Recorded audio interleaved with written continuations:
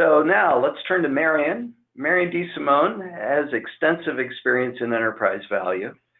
She's educated global sales teams in over 20 countries on how to communicate the business value of their solutions.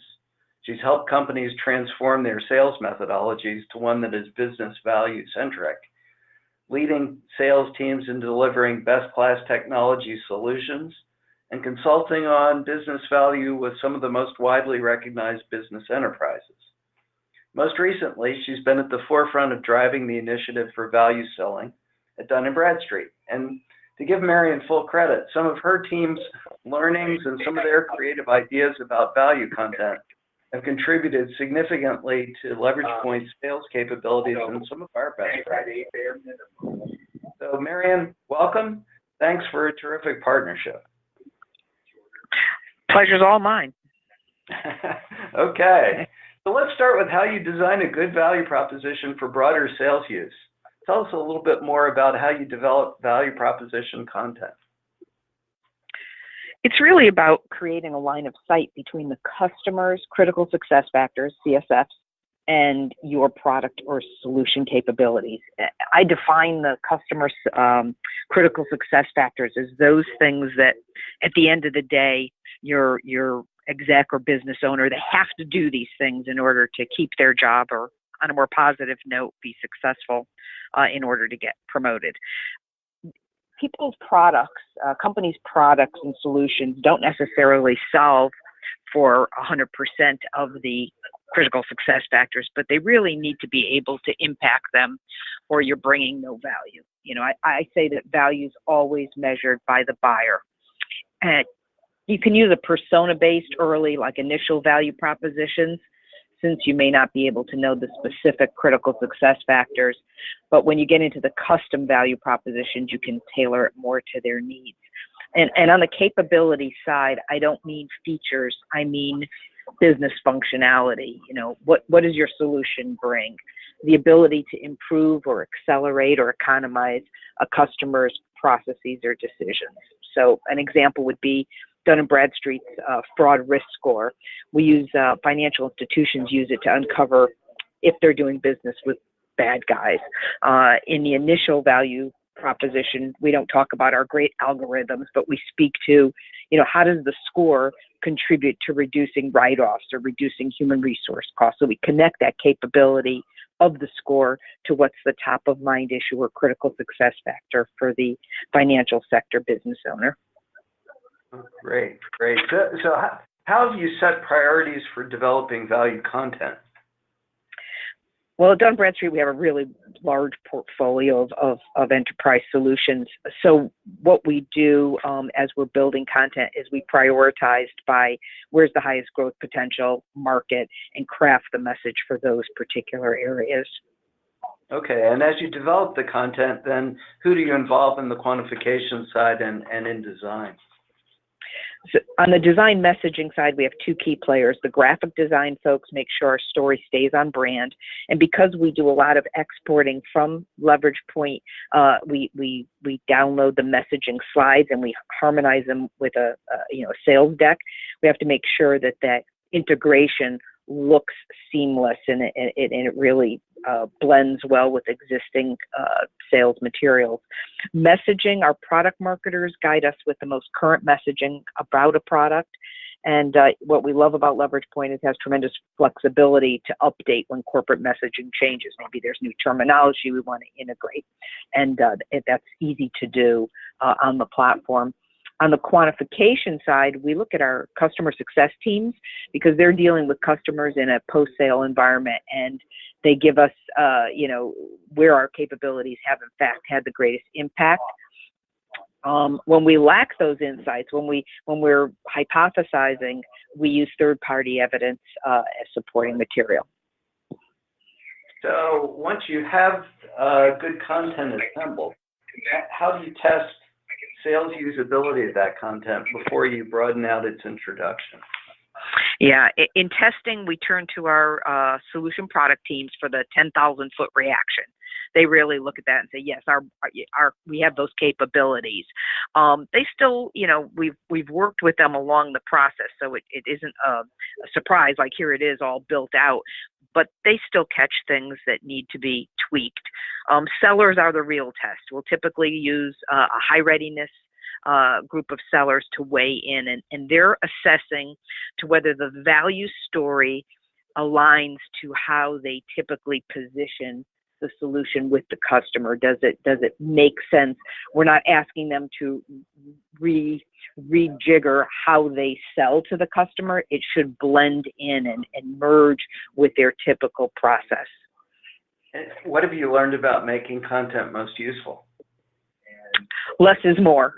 The simpler, the more straightforward the content, the faster the sellers will adopt it. And also consistency of design is also important. You can't ask them to relearn, a value proposition if it is, substantively different from the previous one. There should be some type of approach that makes it easy for them to adopt. And adoption is king when it comes to using a tool with customers and driving results. And I think a couple of our other panelists referred to that we need to have it built in such a way that it doesn't require a large lift on the side of the sellers.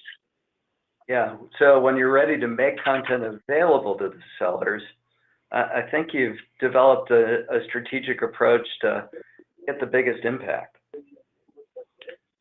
Well, when I hear the word impact, in my mind, I say generate revenue, right? At the end of the day, that's as a company what we're trying to do. And our strategy really is about three things to generate revenue. Provide a story that integrates with how the sellers approach the customer today, but includes simple metrics that the salespeople are comfortable using as a platform discussion, which sort of brings me back to the less is more. We had a couple of value propositions early on as part of our learning that we thought very detailed and granular, and that must be good. And what happened was sellers were intimidated by that level of modeling for value. And by elevating it to a more simple, clear level, the adoption actually went up. And then we also need to make sure that sellers have the necessary skills to work with their customers in having a value conversation. A value conversation is not one way. It's not us speaking to the customer about value. It's us speaking with the customer.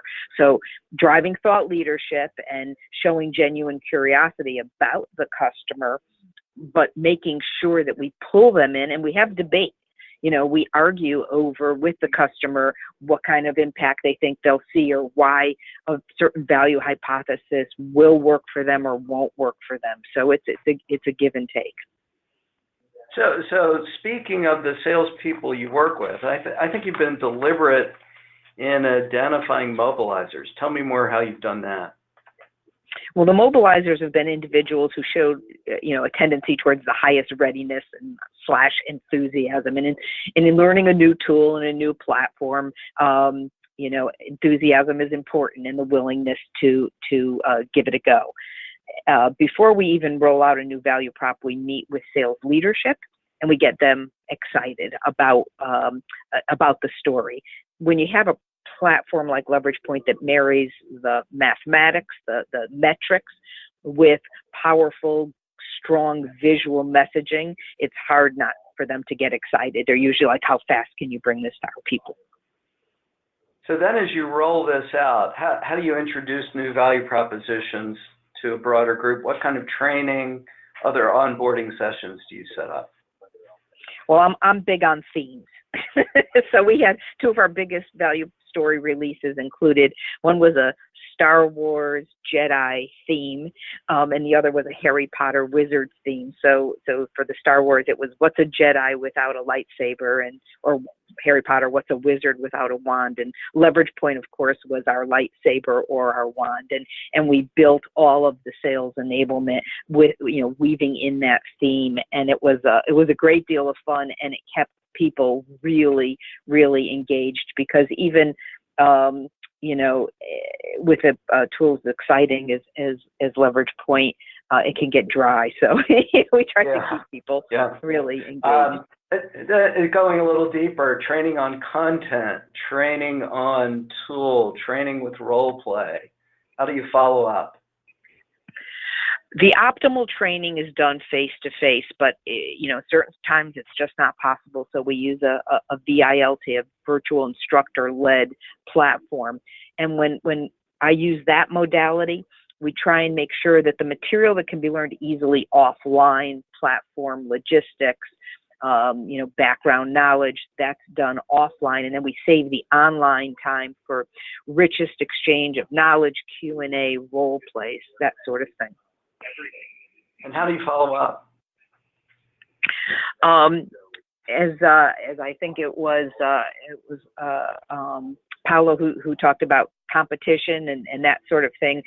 Sellers and leaders love competition. That's why they sell. So an example would be with our Jedi training, the weekly communications on progress reports rank the teams with fighter jets that they could accumulate. And it was, people participating, having good, getting out into the market and experimenting and bringing that knowledge back, doing pre-work.